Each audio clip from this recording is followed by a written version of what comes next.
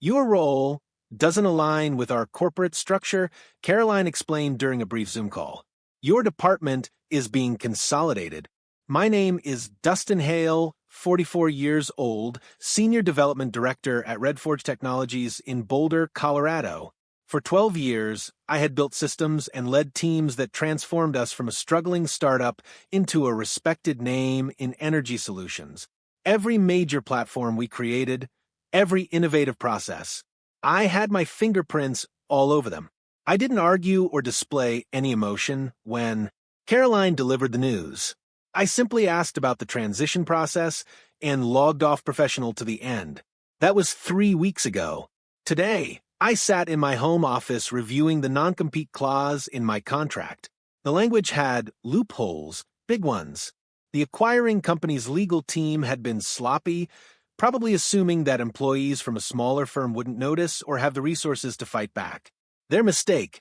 My phone buzzed with another message from Jason, our lead system architect, the fifth engineer to reach out since the acquisition announcement. You were right about the new management. They're gutting the innovation pipeline. Are you still thinking about that project we discussed? I set my phone down without responding. Not yet. Timing mattered. The acquisition had been celebrated across the industry. Triumph Energy Corporation, a Fortune 500 behemoth, absorbing our promising upstart company. The press release praised our complementary capabilities and shared vision. Caroline Vega, their newly appointed CEO for our division, had promised minimal disruption. We value the talent that built Red Forge. Empty words. The first layoffs came within 8 days. I opened my laptop and reviewed the business plan I'd been refining for months. Not because I predicted being fired, though I'd had suspicions, but because I saw the trajectory of the company changing even before the acquisition. The executives were chasing quarterly numbers instead of innovation. When Triumph made their offer, our leadership team practically tripped over, themselves accepting it. Their eagerness should have been the first warning sign. In the kitchen, I poured a cup of coffee and looked at the whiteboard I'd mounted on the wall. It contained the names of Red Forge's top clients, their pain points, and the solutions our team had built. Solutions that would soon be dismantled by people who didn't understand them. Below the client names was a list of 5 engineers, the best minds at Red Forge, people I had personally mentored, people who were now privately asking me what came next. I hadn't answered them yet because my plan wasn't quite ready, but it would be soon.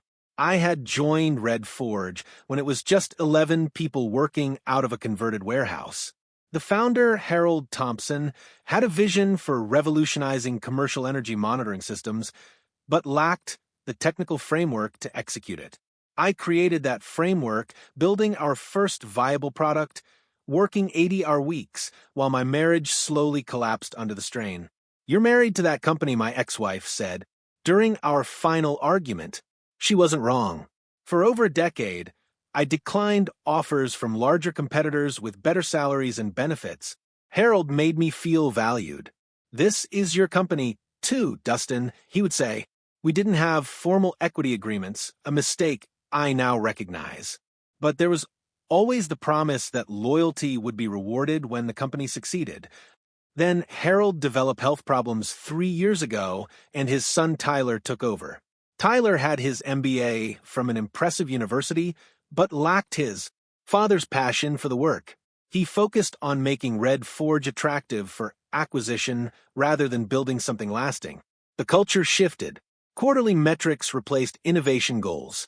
When I raised concerns in executive meetings, Tyler would nod politely and change the subject. "We'll circle back to that." Dustin became his standard response. We never did. 6 months ago, I overheard Tyler in the conference room with 2 Triumph executives discussing which teams would be redundant after the acquisition. My department was at the top of their list. That night, I began sketching what would eventually become the blueprint for Pinnacle Dynamics, a competing firm built on everything Red Forge was abandoning. I kept my plans quiet, continued performing excellently, and waited. If they decided to keep me, I would stay loyal. If not, I had an alternative ready. The first sign that my position was truly in jeopardy came when Caroline scheduled individual meetings with each department head except me. Then I was removed from strategic planning emails. Finally, Matthew from Human Resources requested just a quick chat about my team structure. Still, I updated documentation, trained junior engineers, and made myself indispensable. Or so I thought. 2 days before my termination, Caroline asked for access to my project archives and development roadmaps. I provided everything promptly and thoroughly professional to the end. When the Zoom call came, it lasted exactly 7 minutes. She didn't know that while she was explaining my transition package, I was already texting Jason. Time to talk about that project. Dinner at my place tomorrow, 7 p.m. 5 engineers showed up. They all had the same story. Marginalized by new management, innovations shelved, concerns dismissed. They were waiting for someone to build something better. The moment that truly crystallized everything was watching Caroline's first company-wide presentation. 6 weeks after the acquisition, with 47 people already laid off, she stood on the stage that once showcased our technical achievements and unveiled Triumph's integration roadmap. Red Forge's systems will be phased out over 18 months, she announced as we transitioned to Triumph's enterprise architecture. The architecture she referred to was outdated by at least 3 years. Our team had developed solutions specifically because Triumph's approach couldn't handle the complexity modern clients demanded. Now, they were scrapping our innovations to force-fit their existing framework. In the audience, I watched the remaining engineers exchange glances. They knew what this meant. Years of work erased, client needs ignored. The very innovations that had made Red Forge valuable enough to acquire would be dismantled. I didn't speak during the Q&A, didn't challenge Caroline's assertions about synergies and economies of scale. I simply observed who nodded along with her statements and who stared at their notebooks, avoiding eye contact. After the meeting, I walked to my car in the parking garage, sat there for almost an hour, engine off, thinking. This wasn't just about me losing my job. This was about something I had helped build, being deliberately dismantled by people who didn't understand its value. That evening, I opened my laptop and finalized the business plan I'd been developing. What had started as a contingency was now becoming real. I created a secure messaging group with the 5 engineers who had come to my house after my termination. If you're serious about building something better, I have a proposal. Discretion. Essential. All 5 responded immediately. For the next 3 weeks, we met in the evenings at my house. We identified the flaws in Triumph's approach, the opportunities they were missing, and the clients most likely to be dissatisfied by the changes. We mapped out exactly what made our Red Forge system superior and how we could evolve them further without violating intellectual property laws. I used my severance package to secure a small office space and file the necessary paperwork to establish Pinnacle Dynamics. The company name was deliberately chosen to evoke elevation, rising above what Red Forge had become. The day after receiving my final paycheck from Triumph, I received a message from Tyler Thompson. Heard you might be starting something. We should talk before you do anything hasty. I didn't respond. There was nothing to discuss. The time for conversations had passed weeks ago when Caroline decided my 12 years of contributions aligned with nothing in their corporate structure. Instead, I sent a different message to my team of 5. Office space secured. Legal documents ready. Timeline accelerated. Are you ready to resign tomorrow? 5 variations of yes came back within minutes. I closed my laptop and looked at the framed photo I kept on my desk. The original Red Forge team from 12 years ago. Harold's arm around my shoulder. Both of us grinning at the first working prototype. This one's for you, Harold, I said quietly. We'll build it right this time. 3 months after launching Pinnacle Dynamics, we secured our first major client, Vestro Manufacturing, a mid-sized production facility that had been using Red Forge systems for years. Their operations director, Anthony, had worked closely with me on customizations for their specific energy management needs. Triumph's integration team doesn't understand our requirements, Anthony explained during our pitch meeting. They keep trying to fit us into their standard package. We demonstrated our new platform built on Redforge's core principles, but with significant improvements. Anthony signed a contract the same day. 2 days later, I received a certified letter from Triumph Energy's legal department citing breach of non-compete agreement and theft of proprietary information. They demanded immediate cessation of operations and threatened litigation. I had anticipated this. Our attorney, Elainer Winslow, reviewed the letter and confirmed what I already knew.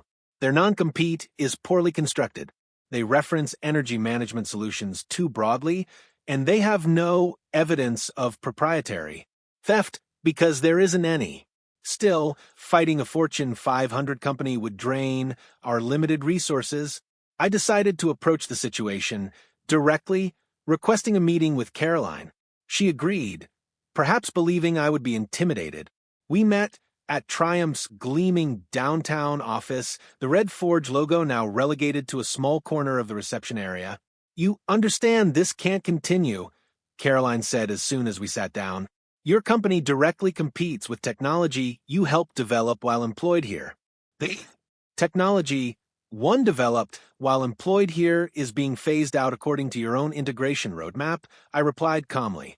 "And my non-compete specifically prohibits using Redforge's proprietary systems, which we aren't." Pinnacle's architecture was built from the ground up. Caroline's expression tightened. "Regardless, you've violated the spirit of the agreement and you've poached our employees."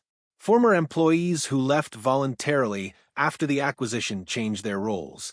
She leaned forward. "Dustin, let's be practical.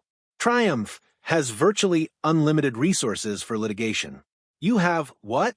3 months of operating capital. Why put yourself through this?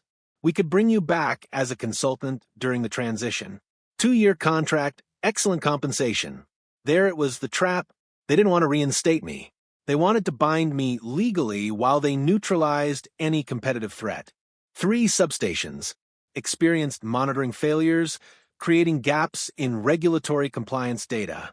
Meridian's chief technology officer, Vanessa Powell, publicly described the issues as expected transition challenges. But privately, according to Harold's contacts, she was furious.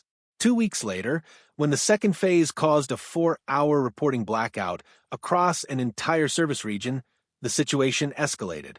Meridian issued a formal notice of deficiency to Triumph, triggering the performance guarantee clauses. Triumph's response was telling.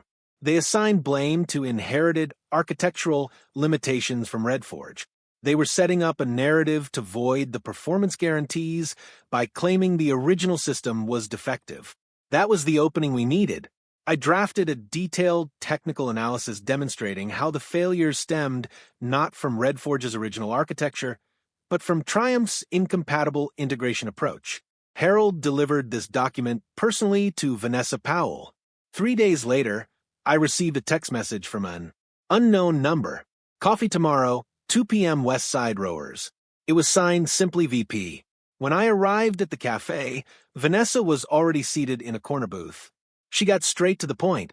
"Your analysis matches our internal findings," she said quietly. "Triumph is attempting to force us into their system to avoid maintaining our customizations. The regulatory risks are unacceptable." "You have options," I replied carefully. "Do I?" "Our contract with Triumph is binding. Breaking it would trigger penalties that would exceed our annual technology budget. Unless Triumph is in material breach through performance failures," I suggested, "which your legal team is likely exploring right now." Vanessa's slight smile confirmed my assumption. We would still need an immediate alternative. Regulatory reporting can't wait for a new vendor selection process. I slid a flash drive across the table. "This contains a technical overview of Pinnacle's platform. It was built specifically to address the issues you're experiencing. We can deploy within 3 weeks with 0 regulatory interruption." She pocketed the drive without examining it. "Triumph claims you violated non-compete agreements.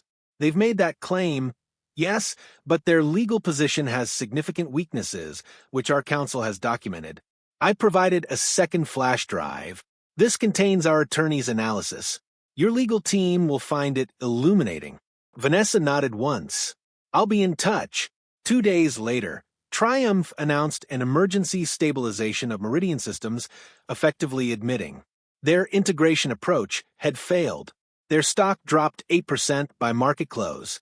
That evening, I received an official request for a proposal from Meridian Energy Group, bypassing their normal procurement process under emergency provisions. I gathered our team. This is it. Meridian needs a solution immediately, and we've built exactly what they require. Everything we've worked for comes down to this proposal. Jason looked around the room at our small but determined team. Should we be concerned about Triumph's response when they realize what's happening? I shook my head. They've created their own crisis. Now, they'll have to watch us solve it. The Meridian board meeting was scheduled for 10 a.m. on a Thursday. By 10:45, my phone rang. Unanimous approval, Vanessa said without preamble. Expedited contract execution. We need implementation to begin Monday. Within the hour, our attorney confirmed the contract was clean. No hidden clauses or traps. Meridian had agreed to our full implementation fee, plus a 3-year maintenance agreement. The numbers were substantial enough to secure Pinnacle's future for years. More importantly, the contract included a specific indemnification against Triumph's potential legal claims. Meridian's attorneys had reviewed our position and confirmed what we already knew. Triumph's non-compete claims couldn't stand up to serious scrutiny. The news hit the industry by mid-afternoon. Triumph's stock dropped another 12%. Their legal team immediately filed for an emergency injunction to block our contract. The hearing was scheduled for Monday morning, the same day our implementation was set to begin. When we arrived at the courthouse, Triumph had 4 attorneys present, led by their chief counsel. Caroline sat behind them, her expression tight with controlled anger. The judge reviewed the filings efficiently, then looked directly at Triumph's team. Your non-compete agreements appear to prohibit using proprietary Redford systems, but evidence suggests Pinnacle developed independent architecture. Furthermore, Meridian's filing demonstrates urgent public interest in maintaining utility service reliability. She denied the injunction without further deliberation. As we exited the courtroom, Caroline intercepted me in the hallway. "This isn't over," she said quietly. "Triumph doesn't lose." I met her gaze steadily. This was never about winning or losing. It was about building something that actually works. I walked past her to where my team waited. Together, we left to begin the implementation that would secure both Meridian Systems and Pinnacle's future. The quiet victory felt complete. 18 months after the Meridian contract, Pinnacle Dynamics had grown to 27 employees. We occupied the entire floor of a building in downtown Boulder with views of the mountains that had witnessed both my professional collapse and resurrection. The Meridian implementation had been flawless, completed ahead of schedule with 0 service interruptions. Word spread through the industry. For more major clients migrated to our platform within a year. Triumph eventually abandoned their legal pursuit, focusing instead on containing the damage to their energy division. Caroline Vega was reassigned to a subsidiary in another state. Tyler Thompson departed for a startup incubator, wiser for the experience. Harold occasionally stopped by our offices, pride evident as he watched a vision reborn. He never officially joined Pinnacle, but his guidance remained invaluable. On the 2nd anniversary of my termination, I received an unexpected email from my former boss at Red Forge, the person who had hired me 12 years earlier. "You built something better than we ever could have," he wrote. "Several of us saw it coming, but couldn't prevent the acquisition. Some victories take time." I closed my laptop and walked to the conference room where our team was celebrating the completion of a new module. These were no longer just colleagues. They were partners who had taken the same risk I had, believing that competence and integrity would eventually outperform corporate politics. Later that evening, I stood, alone on my deck at home, watching the sunset paint the mountains. The bitter taste of betrayal had faded, replaced by something unexpected. Gratitude. Without Triumph's arrogance, Without Caroline's dismissal, Pinnacle might never have existed. I hadn't just reclaimed my career.